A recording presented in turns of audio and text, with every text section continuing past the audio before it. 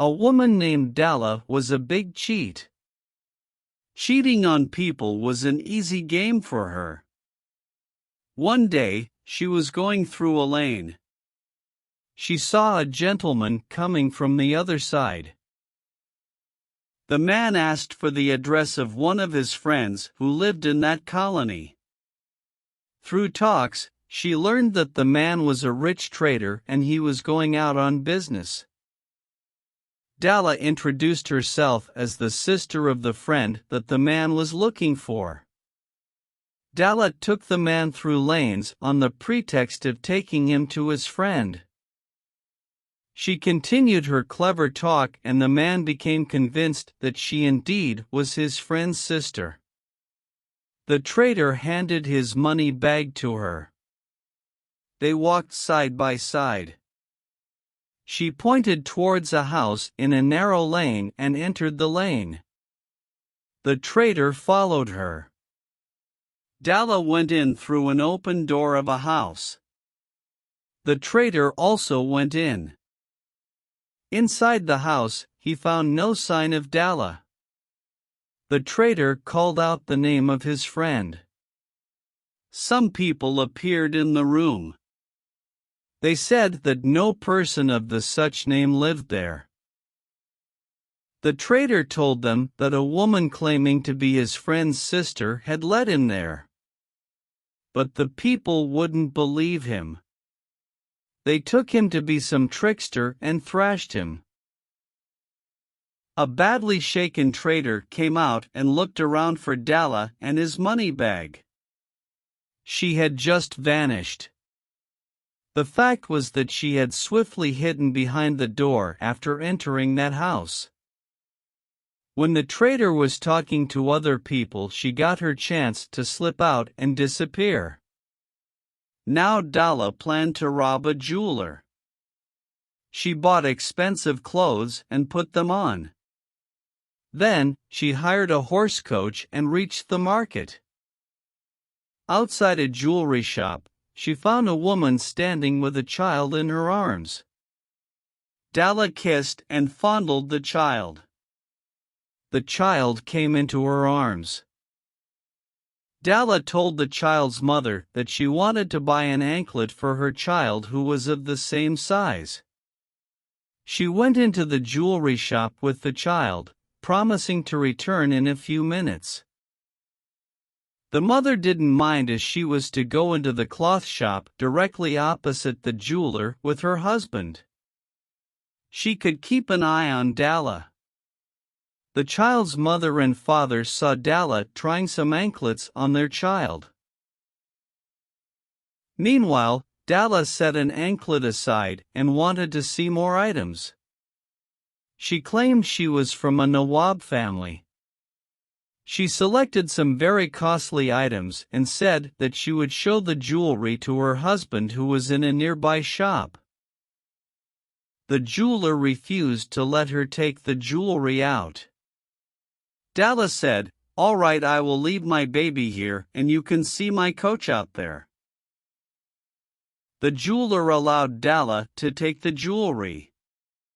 She would naturally come back for her baby, he thought.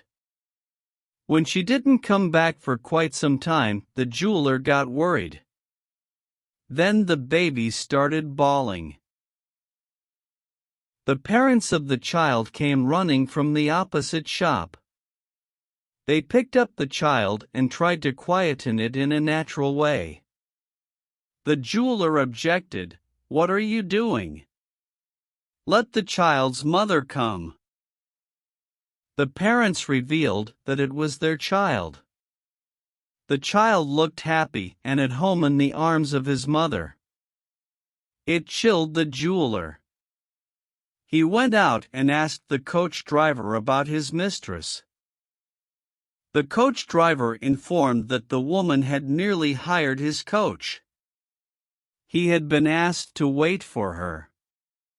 Now they both realized that they had been tricked. Dalla was thinking of some new trick far away. She cooked some rice and curry besides some other items. For the sweet dish, she prepared halwa and rubri. Then she put on a farming woman's dress and put on an act of working in a roadside field. She spotted a trader going on the roads with a bulging purse. She asked, "Brother, where do you go on such a hot afternoon?" The trader replied, "To the city to buy goods." "Brother, you must eat and have something cool in this heat. My house is nearby.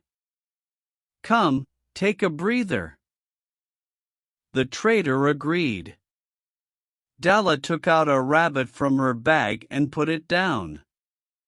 She said to it, "Go home and tell the cook that I am bringing home a guest. Cook for two. Tell him to prepare curry and rice halwa and rubri would be nice for a sweet dish."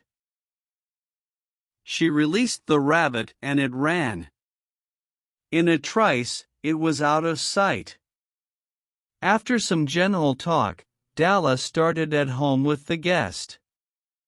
At home, the guest was given cold water. After that, Dalla served him curry and rice. There were halwa and rubri too in small bowls. It amazed the trader. Dalla brought the rabbit from an inner room. She talked with the traveler while they ate. The traveling trader stared at the rabbit. He wished to have that wonderful rabbit to use as a messenger. He spoke, "I want to buy that rabbit." Dalla protested, "It is a miracle rabbit. I can't sell it.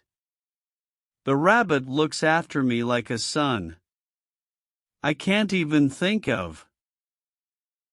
The trader tried to persuade her, "I have got 500 silver coins. I will give you 100 of them." Dalla refused and they haggled. The trader raised his offer to 300 coins. The trader saw a good deal in that rabbit. He had made up his mind to buy it. At last, he offered all the 500 coins. Now Dalla said, "Think about it seriously. I don't take back anything I once sell." The trader said that he understood.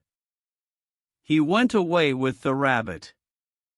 When he neared his village, he said to the rabbit, "Run home. I shall be coming. Tell my wife about my arrival and ask her to cook makka ki roti and sarso ka saag for me."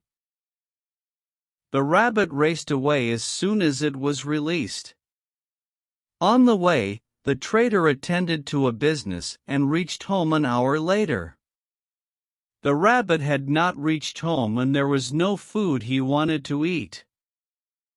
The trader was enraged. Where did the rabbit go? He told one of his friends about the rabbit. The friend laughed. In fact, whoever heard about it made fun of him. Now he began suspecting that the woman had fooled him. He decided to take her to the task. When he reached Dalla's house, he found the rabbit there to his surprise. Dalla knew all the tricks. She had raised many similar rabbits. She knew the trader would come back. When he complained about the rabbit, she asked, "Did you give the rabbit address of your house?" The trader replied in a weak voice, "No."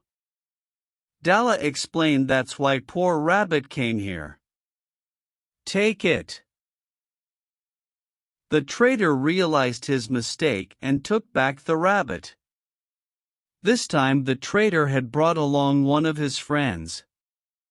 They saw a tree in the courtyard of Dalla's house that had coins growing on it in place of fruits. It was laden with coins. Dalla plucked a few coins and went in. The trader's friends were amazed. They called out, "Does your tree bear coins?" Dalla laughed. Can't you see that? Of course, it does. The crafty woman had somehow glued the coins to the tree. She plucked a rupee coin and gave it to the traders to see. The coin was genuine. They asked for the tree. Dalla refused to sell. The trader thought that if he got the tree, all his business losses would be recovered. He begged Dalla to sell her tree to him. The trader's friends gave Dalla all the money they had for the tree. According to the condition, Dalla collected all the coins the tree was laden with. Then, the traders uprooted the tree and took it away. The friends reached home with the tree. The tree had begun to wither on the way. They planted it and put a lot of manure and watered it. In spite of all the nursing, the tree failed to regreen and bear coins. And they found no trace of Dalla. She had left long ago. Presently she stayed in an inn. She bought the services of a teenage boy. Then, she got 2 types of sticks made. According to the plan, one night she started beating the toy with one type of stick. The cries of the boy brought a lot of people there. They saw the beaten-up boy fall down. Dalla was loudly cursing him. You won't pay heed to me, huh? You won't? The people thought that she was beating her son for being disobedient. All of them rebuked Dalla for her merciless beating. Suddenly, she took out another type of stick from her bag. She made circles with the stick in the air above the boy's head and chanted Obarakata, Obarakata. The people watched puzzled. All of a sudden the boy sat up, caught his ears, and promised. Mother! Now I will never disobey you. The travelers went to their rooms greatly wondering. A rich farmer came to Dalla and wanted to know, is your stick really magical? If it is, please give it to me. My wife doesn't obey me. I will pay you any price. No. It is my magic wand. I won't give it to anyone, Dalla refused. But the farmer was after it. He was ready to pay 100 gold coins. After some more refusals, she sold the wands for 150 coins. The farmer beat his wife with one wand and she fell down half dead. He made circle in the air with another stick and chanted Obarakata, Obarakata. Nothing happened. All the neighbors rushed to his house when they heard the cries of a woman. Everyone rebuked the farmer. His wife recovered only after a long and expensive treatment. The farmer looked for Dalla, but she had disappeared. So don't believe in what strangers say, which can be a trick.